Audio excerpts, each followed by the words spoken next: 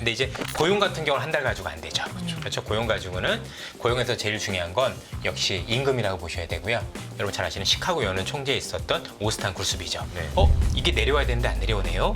요 물어보는 항목이 마이너스 나기 시작을 하면 사실은 그게 한 6개월 이상 가요. 그러니까 그건 뭐냐면 석 달에 무조건 금리는 한다고 보셔도 돼요. 요거는 그냥 잡힌다라는 예, 그렇습니다. 그러면 한 달만 그게 나와도 그걸 가지고 베팅하셔도 전 괜찮다라고 생각을 해요. 신한투자증권 이선엽 영업부 이사님과 함께 하겠습니다. 어서 오십시오. 네, 안녕하십니까? 네, 안녕하십니까? 예, 예. 반갑습니다. 반갑습니다. 예. 이사님, 또 한 2주 만에 이렇게 뵙는 것 예. 같은데요. 그간 좀 시장의 분위기가 좀 변했습니까? 변하진 않았고요.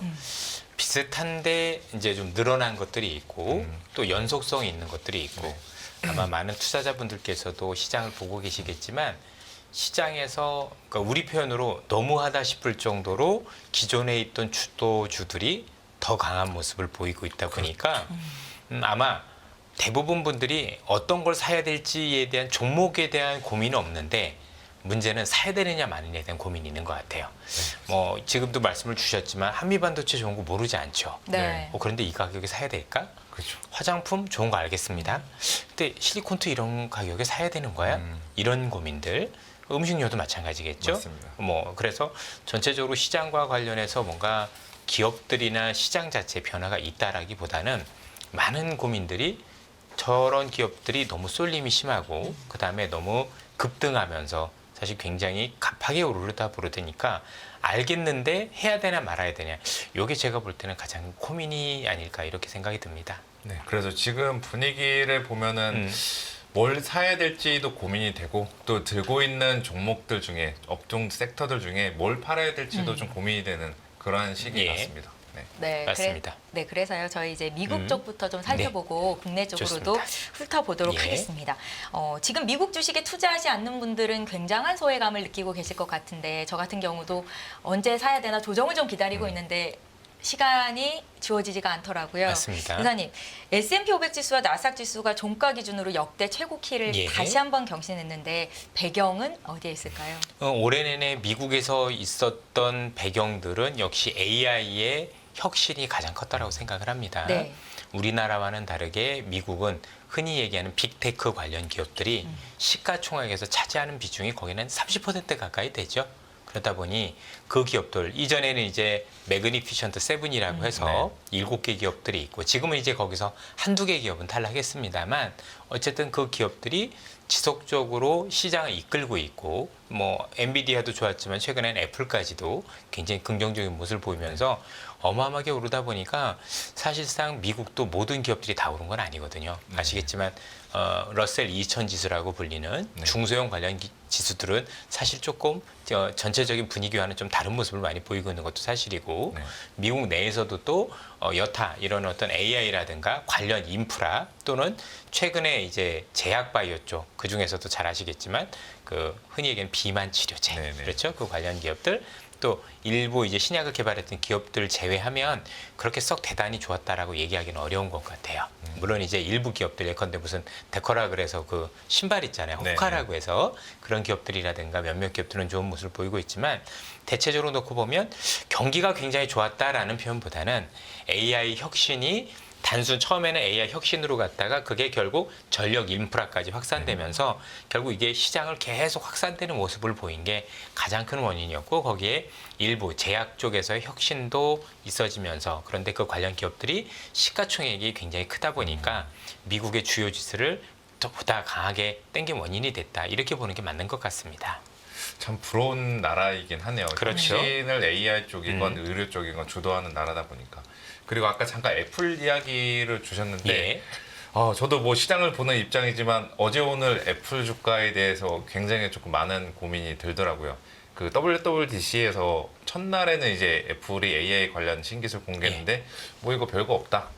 주가가 한 2% 빠졌는데 어제 같은 이제 오늘 시장 오늘 이제 새벽에 장 끝났을 때 보면은 주가가 7% 정도 떴더라고요. 맞습니다. 이거를 대체 어떻게 해석을 해야 될까? 똑같은 재료를 가지고 똑같은 이슈를 가지고 하루 만에 평가가 뒤바뀌는 게 온당한 것인지 여기에 대해서는 좀 의견을 듣고 싶습니다. 우선 개인적으로도 우왕좌왕했습니다. 뭐지? 그죠? 네. 어제 많이 빠진 것도 이해가 안 됐지만 그렇다고 오늘 이렇게까지 오르는 건 또 뭐지? 이런 생각. 같은 걸 봤는데 네. 다른 생각을 네. 하고 있는 거잖아요. 그죠? 그러면 사실은 일정 부분 소폭 오르는 게 맞았을 정도가 아니었나 싶기는 합니다. 그런데 어쨌든 이번에 애플에 대한 일단 사람들의 기대가 너무 컸던 거에 비해서 네. 뭔가 이제 애플이니까 옛날에 우리가 삼성의 그 갤럭시보다는 애플이 뭔가 나왔었을 때 사람들은 항상 큰 혁신을 기대했던 거죠. 그렇죠. 얘가 뭔가 다를 거야라는 네. 기대가 있었던 거고 그 중에서도 이번에 그 큰 기대는 AI라는 기대였던 거죠. 네. 원래 애플이라는 기업 자체가 AI 관련해서는 사실 사업성이 뒤처져 있었는데 그렇죠. 그래서 그런지 이제 챗GPT라는 그 기업과 그죠? 네. 샘 올트만과 이제 손을 잡았고 이걸 이제 장착을 했으니까 뭔가 획기적인 무엇이 나올 것이다라는 기대가 굉장히 컸다 보니 사실 그 기대에 비해서는 이게 뭐지라는 생각을 해가지고 빠진 것 같은데 근데 또 돌아보니까 뭔가 그래 뭔가 이 온 디바이스라는 게 이렇게 하는 거구나라는 모범 답안은 보여줬다라고 생각은 해요. 예, 저도 뭐 이게 대단히 혁신적이었다 이렇게 얘기하는 거는 저는 잘 모르겠어요. 네네. 솔직히 그래서 오는 내내도 여러 영상 저 말고도 이제 공학하시는 분들이 네네. 올렸던 그 애플 관련 네. 이런 기능이 있습니다라는 네. 걸 굉장히 이제 캐치를 해서 봤는데 결국 공통점들이 모아지는 게 뭐냐면 삼성이나 다른 뭐 아직 AI를 이렇게 적용한 기업들이 네. 많지는 않지만 어떤 느낌으로 얘기들을 많이 말씀을 하시냐면 AI를 기존에 있었던 OS와 통합했다는 게 되게 중요한 것 같아요. 그러니까 이게 두 개가 따로 노는 게 아니라 네. 뭔가 하나로 같이 통합이 돼서 움직이는 것처럼 예컨대 잘 아시겠지만 원래 마이크로소프트가 처음에 챗GPT를 차용을 할 때 제일 먼저 하겠다라고 한 게 뭐였냐면 AI 비서라는 거였거든요. 아, 예, 맞죠. 그런데 지금 보면 비서의 역할이 아직은 부족하지만 자비스 같은 네. 그래서 여러분들 그 영화 있지 않습니까? 그죠? 네. 그 아이언맨에 나온 자비스 같은 역할을 해주는 게 보이는 거잖아요. 예를 들어서 뭐 TV에서도 나온 거고 그 속에도 나오지만 내 폰 안에 있는 모든 정보들을 얘는 알고 있다 보니까 그걸 바탕으로 해서 예를 들어서 내가 얼마 전에 예를 들어서 제가 이제 저희 아버님이 시골에서 올라오시기로 하셨다. 근데 언제 올라온다고 미리 연락을 주셨을 때 제가 잃어버리고 있을 수 있잖아요. 네, 근데 그거 물어보는 거죠. 아버님 온다는데 언제 온다 그랬지? 어디로 오신다 그랬지? 하면 하는 거죠. 그죠? 아니면 또 제가 한 10년 전에 어디 놀러 갔을 텐데 거기서 이제 무슨 장면이 있었을 거 아니에요? 그러면 야, 내가 옛날에 뉴욕 갔었는데 뉴욕에서 이렇게 했던 사진 좀 찾아줄래? 그러면 바로 찾아준다든가 이런 식으로 또 이제 전화가 왔어요. 전화가 왔는데 이제 이 사람이 내 주소는 여기 하면은 얘한테 지금 전화 건 사람 주소를 저장해 줄래? 그럼 저장을 해 준다든가. 이렇게 해서 우리가 흔히 얘기하는 자질구레한 일들을 뭔가 귀찮지 않게 해줄 수 있는 비서의 역할을 하는데 중요한 건 이 역할을 할 때 기존에 그 안에 내가 가지고 있는 모든 데이터, 그다음에 기존에 있던 앱들이 있죠. 그쵸. 요거하고 AI가 다 연동이 돼 있어요. 연동이 돼 있어서 뭔가 원활하게 할 수 있는 사실 다른 것들은 제가 볼 땐 연동이 돼 있다고 보기엔 좀 어려운 부분이 있었는데 네. 이거는 OS하고 그러니까 오퍼레이션 시스템하고 그다음에 우리가 알고 있는 이 AI하고 이렇게 연동을 잘 시켜놔서 하나처럼 만들었구나. 그리고 비서라는 게 어떻게 나아갈 수 있는지 일단은 첫 번째를 보여줬구나라는 게 사실 시장에서 보는 것 같아요. 그리고 더 재미있는 건 아마 옳은 것 중에 이것도 이유가 있을 거라고 생각하는데 기존에 있던 아이폰 가지고는 이게 안 된다라는 게 핵심인 것 같아요. 싹 바꿔야 된다라는. 장사를 잘하는. 그래서 맞습니다. 그래서 아이폰 보통 15 애플 아이폰 15였나요? 까지 나왔고 그 프로 아니면 나머지 건 싹 안 되는. 그럼 이제 내가 뭔가 이걸 즐기고 그다음에 이게 정말 기능이 대단하다라면 정말 기계를 바꿔야 되는 이런 이제 만행을 저지른 거죠, 사실은. 근데 이제 사업적인 입장에서 보면 결국 그것 때문에 기계를 바꿔야 되는 새롭게 뭔가 수요를 창출할 수 있는 요걸 시장이 본 거 아닌가라는 생각이 좀 들고 어쨌든 우리가 첫 술에 배부를 수는 없지만 뭔가 AI 비서라는 단어에 굉장히 근접해서 일단은 그거에 대한 기본을 보여줬다라는 거 그런 관점에서 또 우리가 알고 있는 OS하고 그렇죠 그러니까 시스템하고 거기에는 앱들하고 또 현재는 AI 요 기능하고 통합을 해서 하나처럼 뭔가 되게 만들었다라는 거 이게 되게 중요한 것 같습니다. 그러니까 어떻게 보면 애플이 가장 잘하는 걸 보여준 건데 애플 그렇죠. 같은 경우는 기존에 있던 거 조합해서 새로워 보이는 거 만드는 거 되게 좋아하는데 그렇습니다. 예. 이번에 딱 말씀하신 거 들어보니까 그 전략이 또 먹힌 거 그렇죠. 같지 않나라고 보고 있습니다. 그리고 이제 우리가 항상 시간이 지나 보면 뭐 말은 혁신, 혁명 이런 얘기를 네. 하지만 지나 보면 사실 혁명과 혁신은 별것도 아닌 게 결국 내가 이전보다 편해지는 거더라고요. 내가 전보다 편해져서 이전으로 돌아가지 않는 것. 네. 예컨대 무슨 옛날엔 걸어 다니다가 이제 차가 나왔으니까 더 이상 지방 갈 때 걸어 다니진 않죠. 부산에 계신 분도 그런 것처럼 네. 이런 것처럼 뭔가 예를 들어서 이제 빨래 같은 경우도 예전에 우리 어머님들께서 손빨래라는 게 뭐였죠. 요즘은 그러신 분은 없잖아요. 그쵸. 세탁기 워낙 잘 돼 있고 이런 것처럼 뭔가 나를 편리하게 했어요. 그리고 그 편리한 것들 때문에 사람들이 한 사람씩 쓰기 시작하면서 모든 사람이 쓰고 이전으로 돌아가지 않는 게 사실은 혁명이거든요. 네. 별개 혁명이 아닌 거고 그런 측면에서 우리가 놓고 앞으로 애플이 나아가는 이 업그레이드를 보면서 그래 이제 딱 보니까 사람들이 이제 더 이상은 이걸 쓸 수밖에 없을 것 같은데 너무 편해서 해야 될 것 같아 라는 어떤 인식들이 바뀌어지면 그게 제가 볼 때는 제대로 된 레볼루션이 되겠죠. 예. 그 아이폰이 2022년도에 가장 많이 팔렸다고 하던데 지금 그 교체 수요로 인해서 이렇게 주가가 좀 오른 거, 교체 수요에 대한 기대감 때문에 주가가 오른 거다라는 분석도 있던데요. 애플이 잘한 게 있다라면 뭐냐면 우선은 이 AI라는 게 천문학적인 돈이 들어가는 사업인데 네. 본인들이 일단 안 했잖아요. 네. 그죠? 안 해서 본인들이 하기보다는 잘하는 애들하고 손을 잡다 보니까 효율적인 측면이 굉장히 강한 것 같아요. 사실 옛날에 삼성이라는 그 전자가 요 휴대폰에서 뭔가 스마트폰으로 넘어갈 때 본인들도 OS를 만들려고 노력을 많이 했던 거 기억나실 거예요. 네. 그죠? 그래서 그 당시에 뭐 여러 가지, 그러니까 지금은 안드로이드를 쓰고 있지만 안드로이드가 아닌 삼성의 자체 OS 썼다 거의 망할 뻔했죠. 네, 네, 그쵸. 예. 그래서 안 되고 나서 사실 그 안드로이드를 회귀를 하면서 이건 운이 좋았던 거거든요. 아니었었으면 제가 볼 땐 삼성폰 없었을 거예요. 실제로. 이건 폄하하는 게 아니라 네네. 사실 그래요. 삼성은 소프트웨어를 해서 성공한 적이 없어요. 그쵸. 그럴 기업도 아니고 삼성은 잘 만드는 기업이지 네. 결코 소프트웨어하고는 관련은 먼 회사다 보니까 그런 회사들이 여기만 그랬던 게 옛날에 노키아 신비안도 그랬었고 저 블랙베리도 마찬가지고 다 마찬가지였다란 말이에요. 그래서 이랬던 것처럼 애플 같은 자체 OS도 있지만 그래도 AI를 제일 잘하고 혁명적인 애들을 일단 채용을 해서 했다라는 게 되게 중요한 거고 그리고 하는 상황에서 뭔가 나한테 최적화했다라는 게 되게 핵심 포인트가 되지 않을까. 그럼 저는 시간이 두고 지날수록 뭔가 지금 이 모습을 보면서 이게 우리가 생각하는 AI 활용과 관련해서 뭔가 유의미한 결과들이 있을 수 있겠다는 생각들이 조금씩 들더라고요. 그래서 저는 단기적인 관점은 아니지만 네. 저는 중장기적인 관점에서 여전히 현재 빅테크 관련 기업들의 주가는 훨씬 더 오를 가능성이 높다 이렇게 보고 있습니다. 그 애플을 일단 긍정적으로 전망을 하신 걸로 저는 이해를 했는데 맞습니다. 예. 뭐 그 회사 측은 아니겠지만 주주들은 이제 조금 고민이 많을 것 같아요. 두 부의 주주들, 애플 주주들이랑 엔비디아 주주들. 이제 다시 애플이 엔비디아 시가총액을 역전을 했잖아요. 이제 그럼 엔비디아 주주들은 야 이거 팔고 애플로 갈아타야 되지 않을까라는 지금 고민에 빠지기 시작할 것 같아요. 그래서 지금 엔비디아 같은 경우가 전체적으로 AI 쪽에서 이제 거의 선도적인 예, 독점적인 맞아요. 예. 위상을 구축하고 있는데 이번에 이제 애플이나 혹은 이제 반 엔비디아 전선의 추격으로 이들의 전략이나 주가가 좀 변화가 있을까요? 저는 두 개 다 들고 가라고 말씀을 드리고 싶은 게 네.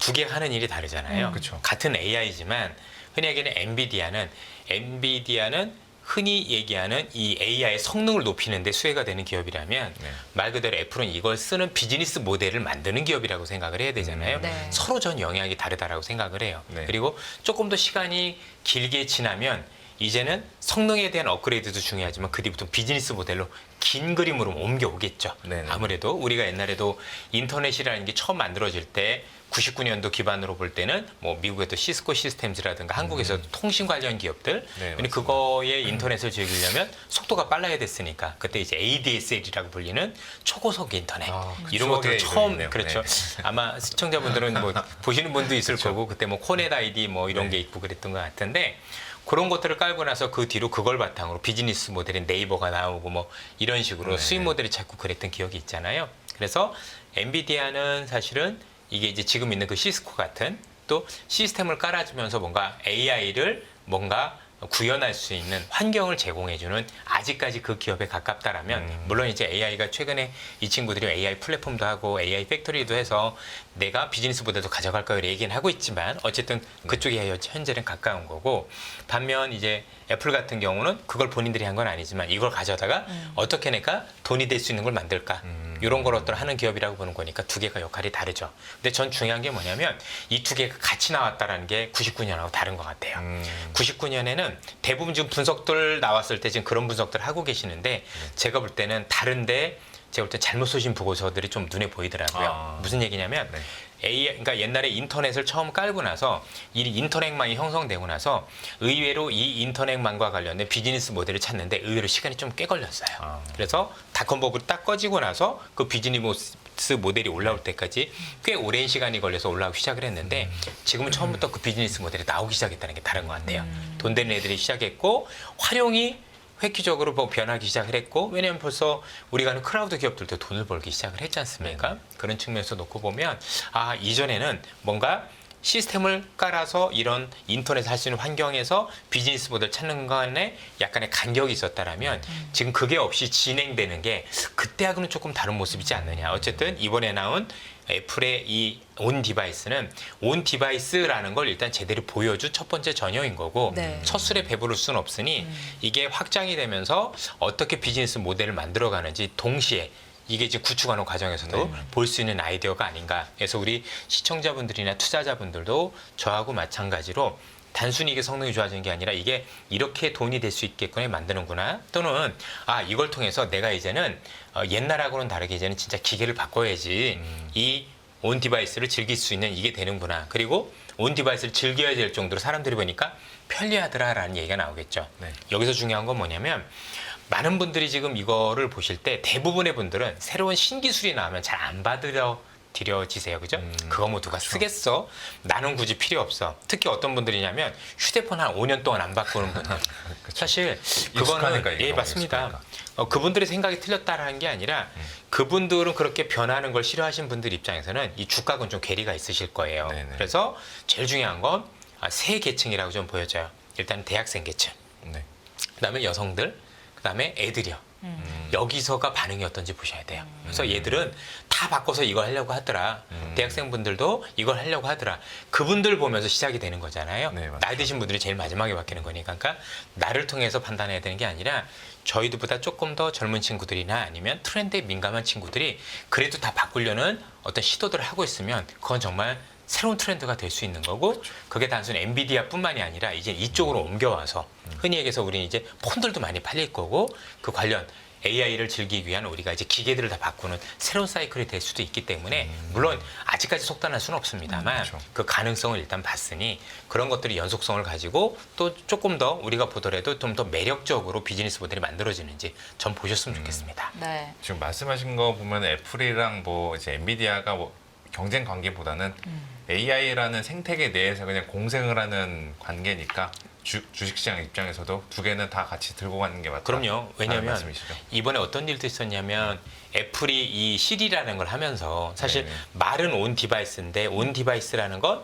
이 폰 안에서 모든 게 해결이 되고 네. 내 정보가 안 나가는 거잖아요. 네. 그런데 이번에 애플에서는 새로운 얘기를 했어요. 일부는 그렇지 않을 수도 있는 거지 않습니까? 네. 그래서 일부는 여기서만 해결이 안 되고 서버에 한번 갔다 와야 돼라는 걸 했는데 그래서 그 서버를 새로 구축을 했어요.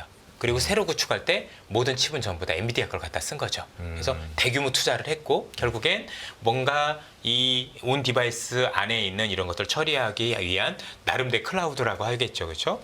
그런 것들을 하는 이런 것들을 구축하기 위해서 여러 가지 한 것들도 사실 엔비디아의 도움이 필요하다고 생각을 했으니까 앞으로는 더 커질 거고 네. 그렇죠? 왜냐하면 지금은 언어 중심으로만 이루어지지만 그게 뭐 영상, 동영상으로 훨씬 더 많이 커지고 왜냐면 이게 또 단순히 커지는 게 아니라 우리도 옛날에 카메라 보면 사진을 찍는 게 중요한 게 아니라 그 뒤부터 픽셀이 되게 좋아졌잖아요. 그죠? 그렇죠. 그래서 훨씬 더 선명한 사진들 네. 이런 것들 나중에 동영상도 훨씬 더 선명하거나 고화질로 가게 되면 아무래도 조금 더 용량이 커질 수밖에 없는 거잖아요. 그럼 그걸 구축할 때 또 엔비디아의 도움이 필요할 수밖에 없다라는 거 이런 것들을 감안하면 제가 볼 때는 뭐 악어새 그렇죠? 뭐 이런 것들이 아닌가라는 생각이 듭니다. 예, 앞으로 생성형 AI를 가장 잘 활용하는 소프트웨어 기업을 찾는 게 가장 중요하겠다는 생각이 들었는데 여기 선두주자로 애플이 앞서고 있다는 거 향후에 또 어떤 기업들이 나타날지도 함께 좀 찾아봐야겠다 생각이 들었습니다. 지금 뭐 자, 이제- 말씀 주셨지만 그런 가운데서 우리 삼성그룹도 며칠 전에 그 샘 올트만을 만났다는 얘기를 하더라고요. 아마 삼성도 그쵸. 제가 볼 때는 구체적으로 움직임들이 있을 거라고 생각을 하는데 그것 때문에 좀 고생을 했었죠. 삼성전자 예. 주가가. 그래서 뭐 전반적으로 놓고 보면 어쨌든 삼성도 엔비디아의 도움이 필요할 거고 또 샘 알트만의 도움이 필요할 거고 네. 그럼 그러지 않을까 싶습니다. 네. 네. 저희 이제 FOMC로 좀 넘어가 볼게요. 예. 나는 이번 주 가장 큰 이벤트 중에 하나인데요. 바로 나오겠네요. 잠시 후에 그죠? 네. 예. 네, 결과가 어떻게 나오냐에 따라서 또 증시에 영향을 미칠 것 같은데 제가 이사님 영상을 그간 이제 말씀하셨던 거를 이렇게 좀 팔로잉 네. 해보니까 10년물 국채 금리가 좀 중요하다라고 그럼요. 말씀을 하셨던 것 네. 같아요. 저희 좀 어떤 데 관전 포인트를 두고 계세요? 또 잠시 후에 결과가 나올 거기 때문에 네. 사실 뭐 예상을 한다라는 건 어려운 거, 그렇죠. 할 필요도 없는 거고 그렇죠? 이거 영상이 나중에 올려질 때 이미 결과가 나와 있을 거니까 저는 이렇게 말씀을 드리고 싶어요. 항상 지금 강조하는 게 결국엔 FOMC로 인해서 시장이 뭔가 방향이 바뀌려면 네. 그 방향이 바뀐다는 건 아래쪽을 말씀드리는 겁니다. 그렇죠. 네. 둘 중에 하나만 아니면 된다. 하나는 뭐냐면 결국은 내리던 금리를 올리는 쪽으로 방향을 잡았을 때가 문제가 됩니다. 두 번째는 경기가 침체로 갈 때 문제가 된다. 네. 근데 지금은 잘 아시겠지만 경기 침체를 논할 때는 확실히 아니죠. 그쵸. 여러 가지 지표들을 보면 그럼 우리가 지금 경계해야 될 건 지난번에 3월 달 또는 지난 12월에 있었던 점도표가 올해 3번이었는데 확실히 이번엔 줄어들 건 보이잖아요. 네네, 맞습니다. 근데 줄어드는 거는 문제가 안 된다고 생각해요. 이미 우리도 다 알고 있는 거고 뭐 일부에서는 지금 올해 안 내릴 수도 있어도 얘기도 하고 그러니 사실은 뭐 한 번 내리네 두 번 내리네 제가 볼 땐 그거 가지고 시장이 큰 방향이 바뀌거나 아니면 큰 조정이 오거나 그럴 가능성이 매우 낮다라고 생각을 하고요. 올해 그것 때문에 빠지면 잘 사야 되는 게 맞다라고 생각을 해요. 근데 의외로 이걸 벗어나서 혹시 연준이 올리는 쪽으로 방향을 회귀를 한다라면 문제가 될 수 있겠지만 제가 볼 때는 그 가능성은 사실은 없다라고 생각을 해요. 왜냐하면 최근에 나왔던 대부분의 경기 지표들이 사실은 굉장히 좀 뒤죽박죽인데 뒤죽박죽이라는 얘기는 뭐냐면 부담스러운 것도 쉽게 해서 물가와 관련해서 네. 약간 우려스러운 지표도 있었지만 반대 지표도 되게 많았어요. 그렇죠. 그래서 지금 시장 전체를 놓고 보면 본격적으로 그동안 연준이 올렸던 고금리에 따른 그 긴축 이연 효과, 즉 긴축을 했지만 그게 효과가 본격적으로 나타나는 게 조금씩 시작되는 게 보입니다. 네. 제가 아마 우리 미국에 갔다 오고 나서 그다음에 지난번에 3월인가 4월에 FOMC 있고 나서 어떤 얘기를 드렸냐면 그때 연준 의장이 FOMC 있고 나 다음 날 공청회를 열었다고 말씀드렸고 네네. 그죠? 그래서 페드 리슨즈라 그래서 거기서 서민들 6분을 모시고 듣는 자리가 있었다. 그런데 서민들이 경제가 너무 어렵다는 얘기를 해서 지금 미국에서 제가 갔다 오고 나서도 서민 정말 너무 어렵습니다. 이런 정도면 금리 올리는 건 사실 불가능하고 사실 어느 시기가 되든 내려야 되는 게 맞습니다. 네. 몇 번인지 모르겠지만 말씀을 드렸던 기억이 있는데요. 그게 본격화되는 게 눈으로도 보입니다. 나름대로. 그래서 서민들 중심으로 하나씩 굉장히 고금리에 따른 어떤 부담들, 그래서 실제 소비도 줄이고 있는 게 눈으로도 목격이 되고 확실히 그렇죠. 그러다 보니 전반적으로 놓고 보면 금리를 함부로 내릴 수 있는 상황은 아닌 건 맞지만 올리는 쪽으로 가는 건 전 확실히 아닌 것 같다라고 생각을 하고 있고 이번에 고용지표도 그랬어요. 고용지표도 나온 걸 보니까 제가 딱 느끼는 건 그거였어요. 아마 해석하신 분들에 따라서 분분할 거라고 보여지는데 그게 문제인 것 같아요. 해석하시러 나오시는 분들이 얼마나 훌륭한 분들이십니까? 나름대로 경제학에 대해서 또 전략에 대해서 제가 봐도 보고 배울 만한 분들이 많은 건데 이분들이 의견이 갈린다는 얘기는 네. 연준도 똑같거든요. 그러면 이걸로 판단 자료를 쓰진 않아요.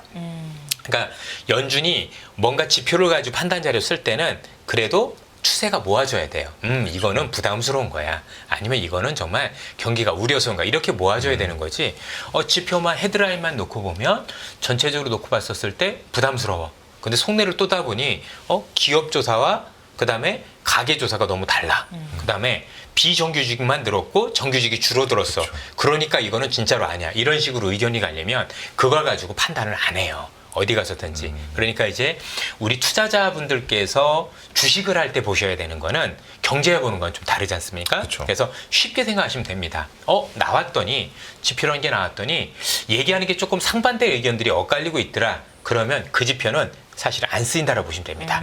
이거 가지고 뭔가 안 하겠구나. 그러니까 연준도 이렇게 하겠죠. 이번 거 말고 다음 거를 통해서. 그러니까 이것 가지고 안 되는 거니까 조금 더 길게 볼까? 이렇게 가져갈 수는 있지만 그게 올리는 건 아닌 거죠. 왜냐면 내용을 보면 분명히 안 좋은 점들도 굉장히 많이 눈에 띄는 게 사실인 거니까. 그래서 네. 이제 최근에 연준 발언들 보면은 좀 더 많은 증거를 보고자 하는 확인한다, 거예요. 수집하고 예, 싶다. 맞습니다. 이것도 바로 그런 맥락에서 기인했다고 보면 되겠네요. 그리고 그 증거를 수집하겠다는 의미 안에는 사실 금리를 올리려는 의지보다는 이렇게 하면은 우리가 가능성 있겠는데 쪽으로 가는 거예요. 왜냐하면 본인들은 지표를 보고 하겠다. 또 너무 섣불리 내리면 안 된다는 얘기는 하고 있지만 사실 밑에서 하나씩 뭔가 균열들이 나타나고 있는 모습들이 많이 보이거든요. 네, 네. 그래서 전체적으로 놓고 보면 이번 회의 때문에 뭔가 제가 볼 땐 시장의 방향이 크게 바뀔 가능성은 저는 개인적으로 매우 낮지 않겠느냐라고 생각을 하는 거고, 다만 이제 언제가 금리 인하가 될지는 알 수 없으나 나중에 요거는 꼭 말씀드리고 싶은 게 금리 인하할 때 그 금리 인하를 왜 하는지에 따라서는 조정이 올 수도 있고 안 올 수도 있겠다는 말씀을 드려요. 그렇죠? 어떤 얘기냐면 결국 물가가 내렸기 때문에 금리를 내린 걸 텐데, 그렇죠? 네. 물가가 안정이 돼서. 근데 물가가 안정이 되는 게 지금 시장에서는 두 가지 케이스가 나와요. 하나는 뭐냐면 주거비가 안정이 돼서 네. 현재 CPI에서 36.2%를 차지하는 주거비가 안정이 되면 경기를 해치는 건 아니지 않습니까? 그렇게 돼서 금리를 내리는 거는 제가 볼 때 큰 조정이 없습니다. 그런데 그게 아니라 주거비가 너무 뻣뻣해서 결국은 고용을 훼손시켜야 되는 길로 가고 있다라고 하면 사실 경기 둔화가 오는 거지 않습니까? 그러면 그거에 따른 금리 인하는 조정을 수반할 가능성이 높습니다. 오히려. 왜냐하면 그 당시에 조정이 오는데 그 조정의 깊이는 뭐에 따라 또 달라지는, 일단 경기 둔화를 수반하는 금리 인하는 조정을 수반할 가능성이 높다가 1번이고 네. 두 번째는 경기 둔화인데 둔화를 그치면 괜찮은데 그 논쟁이 침체 논쟁으로 갈 수도 있는 거잖아요. 그렇죠. 그럼 약간 조정이 더 갈 수도 있는. 근데 어떤 경우에도 저는 일단 사야 된다라고 생각을 하는 케이스라고 보여지는데, 현재 금리를 향후에 9월이든 11월이든 내린다라면 그 핑계가 무엇이냐, 여기에 따라 조정이 올 수도 안 올 수도 있고, 또 반대로 조정의 폭이 5% 또는 10%로 달라질 수 있겠다. 그래서 저는 만약에 경기 둔화 정도로 금리를 내린다라면 5% 정도 내외에 미국 시장 조정을 예상을 하고, 그게 아니라 침체 논쟁이 있다라면 10%도 가능하다라는 정도로 생각은 하고 있는데, 그건 지금 아무도 알 수 없는 거니까. 예. 왜냐면 주거비가 의외로 잘 내려준다라면 그 정도 조정 없이 갈 수도 있는 거니까요. 그거는 저희가 판단할 때 실제 금리를 인하하는 그 시점이 다가올 때 좀 판단을 해야 되는 다가오기 건가요? 전에 미리 판단하실 수 있어요. 왜냐면 어떤 어떤 식의 좀 참고 지표나 기준점 같은 네, 게 있습니다. 예, 첫 번째는 뭐냐면 일단 주거비는 한 번 떨어지면 추세적으로 떨어져요. 그래서 지금 주거비가 원래 집값하고 그 상관관계가 18개월 정도 차이가 나는데 네네. 집값은 많이 내려왔거든요. 그러니까 마이너스가 났다는 얘기가 아니라 증감률이 떨어진 거잖아요. 그런 상황에서 사실 우리가 알고 있는 이 주거비라는 게, 특히 렌트라는 것 자체가 전체적으로 놓고 보면 사실 한 1년 단위로 계약을 하기 때문에 네. 바로 반영이 되는 게 아니라 또 뒤에 많이 이렇게 반영이 되잖아요. 하나가 더 있는 게 미국의 주거비에는 OER이라는 그런 어떤 항목이 네네. 있는데, 그 OER이 뭐냐면 집주인들이 혹시 당신이 월세를 놓는다면 얼마에 놓을 겁니까? 라고 물어보는 설문이에요. 그게 사실 제일 크거든요. 실제 월세를 안 놓더라도 예, 안 놓더라도 설문을 통해서 물어보는 거예요. 추정을 예. 근데 이 사람들이 집값이 빠질 거라고 생각하면 싸게 놓는다고 얘기를 할 거고, 집값이 오를 것 같으면 싸게 안 놓을 거라고 얘기를 하는 네. 거잖아요. 지금 주거비가 안 떨어지는 게 이것 때문이에요. 왜냐하면 미국에서 지금 실제 주거 관련 거래, 흔히 얘기하는 계약은 떨어지고 있어요. 그래서 지금 연준도 헷갈려 하는 거예요. 이게 뭐야? 집값이 내려간 거에 비해서 18개월이 이미 지났고 20개월도 더 지났죠. 그쵸. 그리고 실제 미국 진로나 이런 사이트들 보면 계약되는 것도 낮게 계약이 되고 있고, 그럼 분명히 이 정도면 주거비가 내려야 된다고 생각을 하고, 그래서 연준이 지난 12월하고 올 3월에 3번을 얘기를 했던 거예요. 이런 거 시차를 감안하고 진로 있는 사이트를 보면 주거비가 내려올 것이니 이런 걸 감안 안 하면 2%는 들어와서 내가 보험료 금리나 가능하겠다라고 본인들이 얘기를 했던 거고, 네. 그 얘기를 공식적으로 얘기를 한 게 여러분 잘 아시는 시카고 연은 총재에 있었던 오스탄 굴스비죠. 네. 이게 내려와야 되는데 안 내려오네요? 라고 얘기를 했었던 거죠. 그래서 주거비가 먼저 내려오는지 보자. 특히 OER이라는 항목, 이 집주인들한테 물어봤을 때 요 물어보는 항목이 마이너스 나기 시작을 하면 사실은 그게 한 6개월 이상 가요. 그러니까 그건 뭐냐면 석 달 후에 무조건 금리는 한다고 보셔도 돼요. 요거는 그냥 잡힌다라는 예, 그렇습니다. 그러면 한 달만 그게 나와도 그걸 가지고 베팅하셔도 전 괜찮다라고 생각을 해요. 근데 이제 고용 같은 경우는 한 달 가지고 안 되죠. 그렇죠. 고용 가지고는, 고용에서 제일 중요한 건 역시 임금이라고 보셔야 되고요. 시간당 임금이 전월 대비 0.3% 이내로 석 달 연속 지속되는 것. 이게 되게 중요합니다. 0.3% 예, 이내로 이내로 들어오면 네. 이게 물가를 2%까지 낮출 수 있는, 그러니까 2%대죠.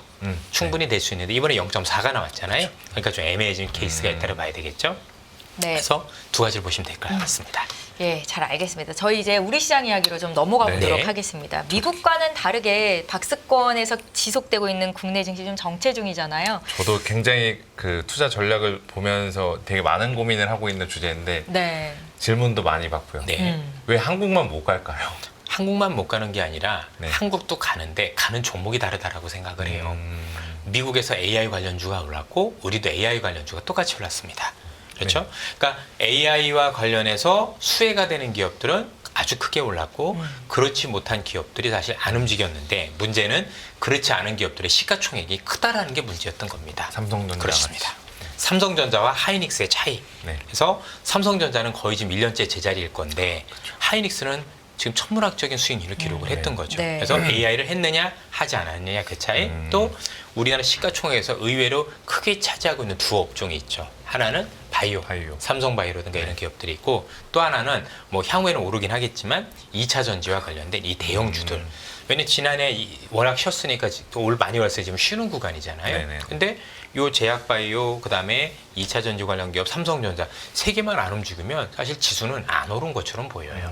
그러나 그 나머지 것들이 안 올랐느냐 아니죠. 예를 들어서 자동차도 많이 올랐어요. 신고가 찍고 네. 은행. 그다음에 최근에 좀 밀리긴 했지만 금융주들도 제법 많이 올랐어요.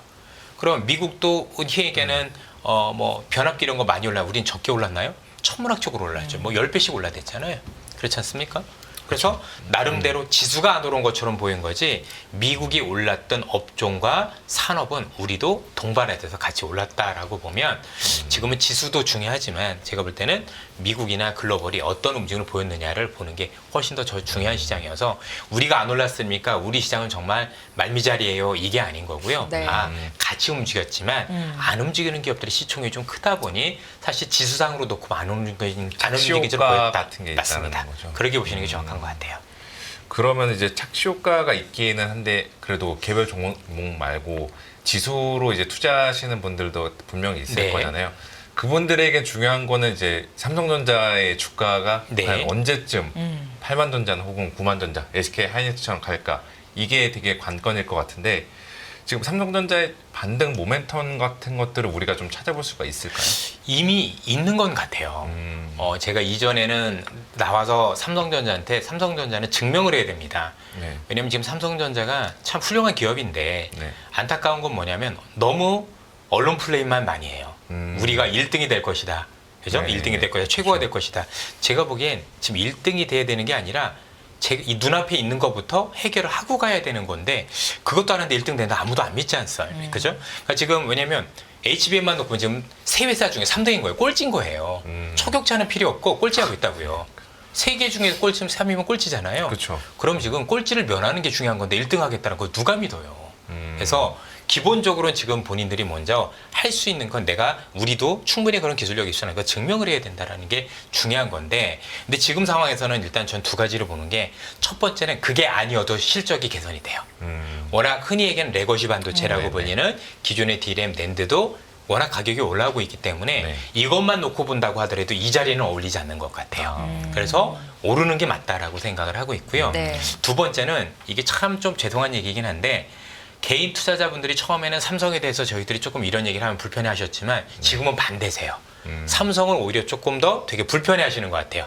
좋다라고 얘기하면 더 불편하시는 걸로 바뀌었어요. 그래서 모든 투자자분들이 삼성에 대한 부정적 견해를 가지고 삼성에 대해서 당신들은 안 됩니다라고 얘기를 할 때는 사실 과반응해서 밑으로 빠져 있을 가능성이 높아요. 왜냐면 이제는 포기한 거죠. 나 이건 이제 필요 없고 저쪽으로 갈래? 네. 라고 하면서 원래 하락해야 될 것보다 더 하락했을 가능성이 높기 때문에 저는 이제 조만간 반전 트리거가 나온다라고 생각을 하고 네. 그건 일단 실적이겠죠. 네. 이제 잘해서 HBM을 잘하면 좋겠지만 그게 아니더라도 기존에 있었던 반도체 실적만 갖고 놓고 본다고 하더라도 제가 볼 때는 현 상황에서는 오를 만한 가능성이 저는 충분히 있다고 생각을 합니다. 지금은 이제 흔히 말해서 저희가 투자 공부할 때 내재 가치 이야기를 많이 하는데 내재 가치보다 주가가 아래에 있다라고 저희가 해석을 하면 되나요? 그렇죠. 이런 사례가 네. 올 총과 지난 연말에 있었어요. 그게 현대자동차였어요.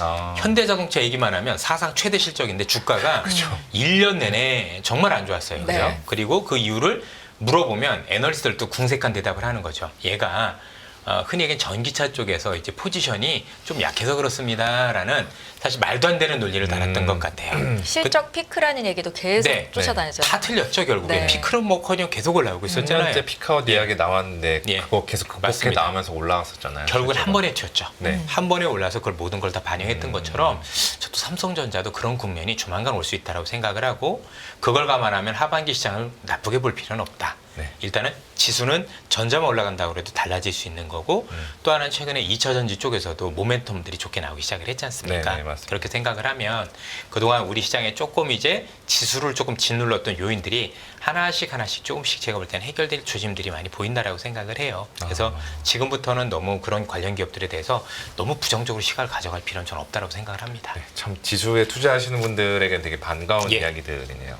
네. 네. 그러면 SK 하이닉스는 어떻습니까? 지금 날개를 단 상황인데요. 삼성전자가 치고 올라갈 때 그때 좀 쉬어갈까 아니면 같이 갈 수 있을까요? 치고 올라갈 때 요인이 중요하겠죠.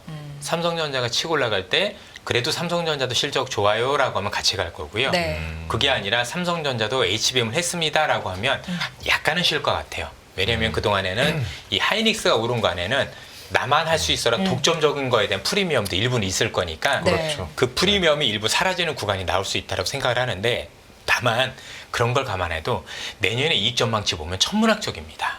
올해보다도 이게 이익 증가 그로스가 엄청납니다. 왜냐하면 이미 언론을 통해서도 많이 보셨겠지만 이 HBM과 관련된 물량을 내년치까지도 이미 다 받아놓은 상황이에요. 네. 그래서 삼성이 된다고 하더라도 그 물량이나 가격이 바뀌진 않아요. 그래서 그 이런 이득이 훨씬 더 지금보다 늘어난다고 감안을 하면 앞서 말씀드렸던 이익에 대한 그러니까 독점에 대한 프리미엄 때문에 일부 쉬어가는 구간이 발생할 수 있다고 하더라도 그게 사실 제가 볼 땐 오래갈 만한 이슈는 아닌 거다라고 생각을 합니다. 다만 그때부터는 삼성이 조금 더 유리한 건 맞겠죠. 하도 안 올랐으니까 거기도 이익률이 좋아질 수 있을 가능성이 높으니까요. 일종의 뭐 키 맞추기 성격도 있다라고 그렇죠. 보면 되는 거죠. 대신에 키를 맞추기 위해서는 키를 클 수 있는 HBM이 돼야 되겠죠. 예. 그러니까 본인들이 되겠다라고 얘기하는 게 중요한 게 아니라 네. 엔비디아한테 통과를 받았어라는 게 나와야 되는 거죠. 그래서 제가 볼 때는 너무 언론에서 삼성이 뭔가를 하겠습니다라는 걸 귀담아 들을 지금 안 돼요 지금. 저는 속을 가능성이 높고요. 그게 아니라 진짜 얘기들 엔비디아 나왔습니다. 나오는, 예. 알겠습니다. 그리고 지금 말씀하신 내용들을 종합을 해봤을 때 일단 하반기 좋게 보시는 것 같은데 좀 더 뭐 어떤 요인들로 인해서 하반기를 저희가 낙관을 해야 되는지 일단은 알려주시면. 반도체 자체가 좋다라는 게 되게 중요한 거라고 생각을 하고 물론 하반기에 좋을 때도 뭐 상반기보다는 확실히 좀 다른 건 뭐냐면 지수는 좋다 하더라도 굴곡은 한번 있을 거라고 생각을 해요. 어떤 지수든지 그냥 1년 내내 오르는 시장은 없거든요. 그렇죠? 그래서 앞서도 잠시 설명을 드렸지만 혹시 쉬어가는 국면이 한 번은 온다라면 네. 그거는 금리 인하하고 맞물릴 가능성이 있다 정도. 그래서 오히려 그게 11월이 될지 9월이 될 수 오늘 이제 어느 정도 윤곽이 나오겠지만 그때는 뭔가 한번 조금 우리가 한번 고민을 많이 해봐야 될 것 같고 그렇지 않다라고 보면 제가 볼 때는 굳이 먼저 우리가 조정을 생각하거나 여기가 끝이다라고 얘기하는 건 의미가 없어 보여요. 사실 제가 수많은 강세장들을 많이 겪어봤지만 네네. 모든 강세장이 지났었을 때 의외로 수익을 본 분들이 많지 않습니다. 아. 의외로. 왜냐하면 일단 강세장 때 대부분 분들이 수익을 못 내는 이유가 여러 가지가 있는데 그건 좀 말씀드리고 네네. 일단은 첫 번째는 뭐냐면 자꾸 조정이 올 거야 라고 생각을 하시다가 이게 마음이 움츠려져 있는데 지수는 더 가니까 그래서 못 따라잡아서 생기는 게 첫 번째예요. 네네. 두 번째가 더 중요한데 주도주가 바뀌는 경우는 별로 없어요. 그렇죠? 보통 늘어나는 경우는 있습니다. 네네. 늘어나는 경우는 있지만 주도주가 잘 바뀌질 않아요. 그러니까 어떤 식이냐면 그래 하이닉스 많이 올랐어. 그러니까 딴 거 가볼까? 다른 업종으로 그러니까 너무 많이 빠져 있으니까 이게 혹시 될 수 있으니까 삼성 이런 거 말고 같은 업종인 거니까 네. 그죠? 얼토당토하는 데서 한번 하다가 사실은 이건 더 가고 내 건 안 가서 결국에는 또 그런 경우들이 되게 많이 생긴다 이런 거고요. 세 번째는 자꾸 오를 때마다 쓸데없는 것들 보는 분들이 많죠. 그래서 제가 여러 차례 강조를 드리지만 경제는 되게 중요합니다. 네. 그리고 제가 보더라도 경제를 나와서 말씀하신 분들 너무나도 훌륭하십니다. 근데 주가는 괴리가 많이 되고 있다. 먼저 반영하죠. 예, 먼저 반영하기도 하고 경제하고 따로 노는 경우 많습니다. 예컨대 대표적인 게 뭐냐면 요즘 굉장히 시장에서 경고를 얘기한 많은 것 중에 미국 정부가 굉장히 빚이 많다. 네. 요즘도 굉장히 빚을 많이 낸다라고 겁을 주세요. 그렇죠. 주식하는 사람들은요 어떻게 해야 되냐면 빚이 많다가 아니라 얘들이 빚 내서 어디다 쓰지를 봐야 돼요. 그게 돈이 되는 거니까. 얘들이 빚을 내는구나. 그럼 그 빚을 내서 어디다 쓸 텐데 그쪽으로 돈이 몰리면 거기는 성장하는 산업이 되는 거잖아요. 그것만 찾으면 돈이 되는데 미국 빚이 말거나 말거나 그거 무슨 상관이 있어요 우리하고. 그런 걸 왜 신경 쓰고 있죠? 주식하는 사람들은 그러면 안 된다는 거죠. 경제는 해야죠. 경제는 시장을 보는 것뿐만이 아니라 국가를 책임져야 되는 분들이 있을 거니까 당연히 걱정해야 되죠. 우리는 그럴 필요가 없는 거예요. 그래서 막 달러 패권 위상 약화, 뭐 달러와 약세 시대 막 이런 식으로 미국이 이제 쇠락한다라는 뭐 대표적인 근거가 말씀하신 그 빚이 너무 늘어나고 있기 때문인데 투자하는 사람들은 이제 그 빚 말고 빚이 어디에 사용하는지 이게 그럼요. 더 중요하다는 말씀이죠. 그리고 나중에 미국도 빚이 많으면 빚을 갚아 나갈 거 아닙니까? 그렇죠. 빚을 갚아 나가는 과정이 또 지수를 끌어올리는 요인이 되기도 합니다. 음. 조금 더 설명을 드리면 시간이 되나요? 네, 됩니다. 네네네. 예. 첫 번째는 여러분들 당연히 미국에 빚이 많으면 빚의 금액을 고정시켜 놓고 더 많이 벌면 되겠죠. 빚이라는 게 부채 비율인 거잖아요. 네네네. 부채 비율이 2분의 1에서 1이 부채입니다. 1은 계속 가져가는데 내가 버는 돈을 2에서 3으로 가보세요. 그럼 33%가 되는 거잖아요. 그렇죠. 50%에서. 이런 방법을 쓸 텐데 자, 잘 보시면 지금 미국 같은 경우는 바이든 정부 들어와서 하고 있는 일이 뭐냐면 제조업 활성화를 위한 초석을 마련하고 있는 거지 않습니까? IRA라든가 이런 걸 통해서 반도체법도 있을 거고 그래서 미국에 반도체 공장 지어 그죠? 아니면 전기차 공장 지어 배터리 공장 지어 하잖아요. 그러면 짓고 나면 어떻게 해야 되나요? 이 짓고 나면 이걸 잘 팔아야 되잖아요. 그렇죠. 팔기 위해서 트럼프 정부는요. 트럼프가 나중에 될지 안 될지 모르겠지만 트럼프는 정확하게 바이든이 했던 이 정책을 그대로 이어받고 있어요. 그래서 어떤 정책을 쓰냐면 현재 바이든이 만들어온 제조업을 활성화하기 위해서 여러분도 최근에 뉴스로 보셨겠지만 제2의 플라자비를 얘기를 많이 해요. 쉽게 얘기해서 미국이 그동안 너무 무역에서 불공정이었으니 중국과 한국과 일본 너네들 통화 가치를 올려라. 그래 바꿔 얘기하면 달러 가치를 내리겠다는 네네. 얘기겠죠.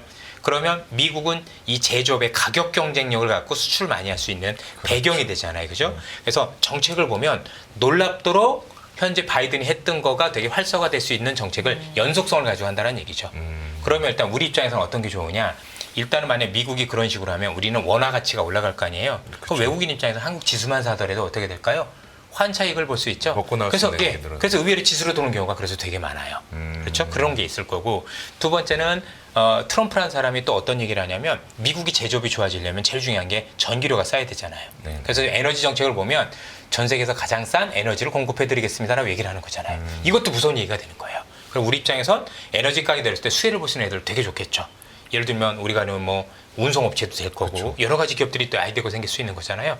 사실 미국이 빚을 갚아나가는 과정이 결국은 빚을 규모를 줄이는 것보다는 빚은 그대로인데 더 버는 방향으로 갈 건데 그 과정 속에서 나오는 여러 가지 정책들이 관련 기업들이 우리한테도 굉장히 좋아질 수 있는 여지가 되게 많은 거예요. 그러니까 투자 아이디어는 이렇게 찾아가야 돼요. 네. 미국이 빚만 타고 걱정할 거는 그건 미국 정부가 해야 될 거지 여러분들이 해야 될 걱정은 아닌 거고요. 네. 투자하는 사람들은 조금 다르게 경제하고 보시는 게 필요하다고 생각을 합니다. 이사님 저희 이제 마지막으로 국내 주식 투자하시는 분들을 위해서 앞서서 이제 뭐 미국 증시 쪽에서는 엔비디아도 괜찮고 애플도 괜찮다는 말씀 주셨는데 어떤 섹터에 좀 주목해 보면 좋을지 힌트 좀 얻고 싶습니다. 저는 네. 최근에 오르고 있는 이 AI라든가 이런 관련 기업들 주가 끝났다고 생각질 않아요. 생각보다 더 큰 그림이 그려지고 있다라고 말씀을 드리고 그리고 사실 이번만의 문제는 아닌 것 같은데 이전에도 말씀드렸던 방산이라든가 기업마다 다르긴 하지만 또는 현재 음식료 화장품도 이게 짧은 흐름은 아니에요. 통상적으로 이런 소비재가 보면 중국에 들어갔을 때도 3년 이상 움직였거든요. 네. 그렇죠? 그러면 이 기업들 중에서 다 오르진 않겠죠. 일부는 벌써 너무 오른 기업들도 있을 거고 일단은 비교를 해봐야 돼요.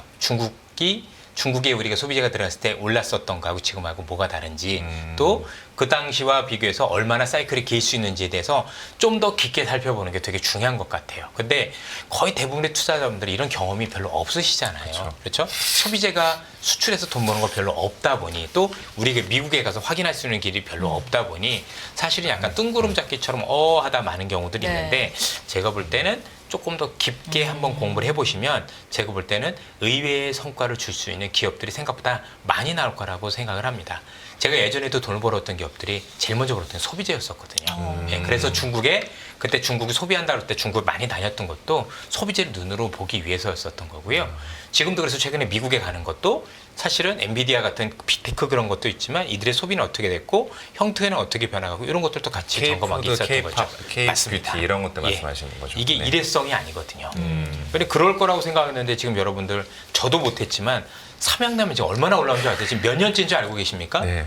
근데 지금 그 들고 계신 분 아무도 없잖아요. 그렇게 그렇죠. 대박이 났는데 제가 그 아이디어를 어디서 봤었냐면 저도 바보처럼 옛날에 2000년대 초중반에 오리온이라는 기업이 있었잖아요. 네네. 중국의 초코파이로 주가 10배가 아니라 100배가 올랐어요. 네. 근데 그걸 한 번도 못 해본 거예요. 얼마나 바보입니까? 그렇죠? 충분히 가서 봤었으면 한두 번 몇 번이를 봤었으면 아이디어를 얻을 수 있을 텐데 안 했다라는 거죠. 그리고 그거 오를 때 제가 볼 때 오른다라고 그냥 얘기를 했을 때 본 적도 없어요. 우린 바보처럼 있었던 거고 시장을 제대로 본 게 아니었던 거예요. 눈으로 볼 수 있는 건데도 불구하고 안 했다라는 거죠. 근데 똑같은 게 여기서 벌어지고 있잖아요. 그렇죠? 그때 시행착오가 있었다면 지금은 충분히 그걸 반면교사 삼아서 제가 볼 때 좋은 아이디어를 가지고 볼 수 있는 기업들이 많아질 거라고 생각을 합니다. 네, 네. 음식료, 감사합니다. 화장품 같은 소비재 쪽에서도 분명한 기회가 또 있을 수 있다라는 말씀으로 정리를 좀 지어보겠고요. 일부 시간 여기서 마무리 짓겠습니다. 이선엽 신한투자증권 영업부 이사님과 함께했습니다. 고맙습니다. 감사합니다. 감사합니다. 안녕하세요. 이승입니다. 더 많은 영상을 보고 싶으신 분들은 화면 오른쪽에 있는 구독 버튼을 눌러주시기 바랍니다. 그리고 영상을 보시면서 좋아요는 필수인 거 아시죠? 항상 인포맥스 라이브를 사랑해 주셔서 감사합니다.